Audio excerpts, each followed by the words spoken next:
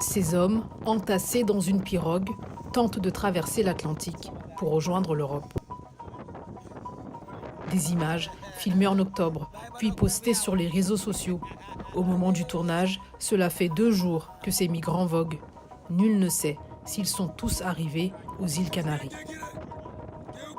Cette route de l'Atlantique, peu empruntée ces dernières années, est de nouveau prise d'assaut par les migrants ouest-africains.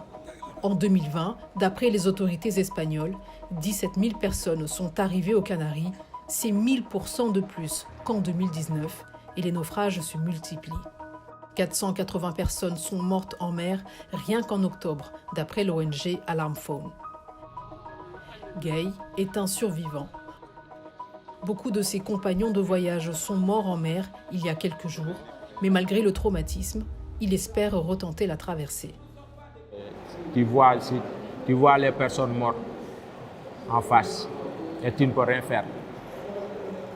Il y avait des personnes qui ont, après leur site, ils sortent leurs mains et se appelaient au secours. Première fois, deuxième fois et la troisième fois, tu ne le verras plus. À ce moment-là, tu occupes juste toi-même pour s'en sortir. Tu ne peux pas le sauver. Si tu le sauves, vous risquez de mourir, quoi. Son ami Abdulaziz, qui a également survécu au naufrage, se dit prêt à repartir. Ce que nous voulons de plus, c'est de rester ici, réussir ici notre vie, travailler ici, créer des emplois ici. On a la capacité, on a un peu la formation. On veut juste un renforcement de capacité peut-être. Mais malheureusement, ça ne va pas quand même avec nos autorités. Dans cette association, on aide justement les candidats au départ à se former, à s'en sortir sans partir. Mais pour son directeur, difficile de les convaincre, d'autant que de nombreuses fausses informations circulent depuis le début de la pandémie. En fait, il y a beaucoup de gens aussi qui essaient de diffuser des informations comme quoi que, voilà, avec le nombre de morts liés à la pandémie du Covid-19, l'Europe est en train de régulariser les migrants sans papier. Donc avec ces informations, les jeunes ne cherchent même pas à comprendre. Donc il a tout au coup, voilà, trouvé les brèches et les voies pour tout simplement arpenter tous les risques et rejoindre l'Europe. Autre raison qui explique cette recrudescence des départs, la surpêche. Selon Greenpeace, les licences accordées aux chalutiers industriels étrangers ont vidé les côtes sénégalaises. Le poisson se fait rare, les jeunes ne voient pas d'autres alternatives que les migrations. Le vrai problème, c'est les licences de pêche qui font peur aux pêcheurs qui sachent que dans quelques années, il n'y aura plus de poissons au Sénégal. Cette femme est inconsolable depuis la mort en mer de son fils. Il avait 24 ans et était cultivateur d'oignons. Elle a appris son décès il y a quelques jours.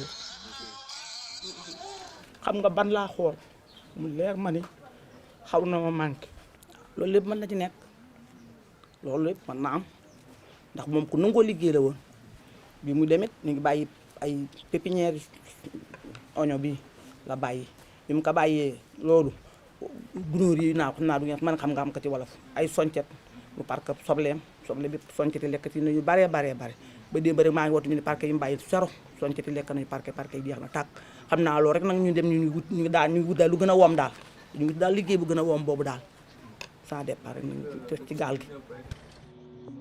Au Sénégal, l'un des naufrages les plus meurtriers de ces derniers mois a suscité une forte émotion. C'était fin octobre. L'Organisation internationale pour les migrations annonce la mort de 140 personnes au large du pays. Les autorités, elles, évoquent une dizaine de victimes. En réaction, sur les réseaux sociaux, une journée de deuil virtuel est organisée le 13 novembre pour rendre hommage à ces morts, souvent anonymes. Même une vie perdue est de trop. La jeunesse sénégalaise mérite mieux. Les internautes ont également appelé le gouvernement sénégalais à répondre aux besoins de la jeunesse. Les opérations de sauvetage se sont multipliées ces derniers jours. En octobre, 388 personnes ont été secourues en mer par la marine sénégalaise, appuyée par la Guardia Civile espagnole. D'après les autorités, 29 convoyeurs présumés ont également été interpellés et plus de 1500 migrants interceptés en mer. Reste que parmi ces jeunes, beaucoup retenteront la traversée au péril de leur vie.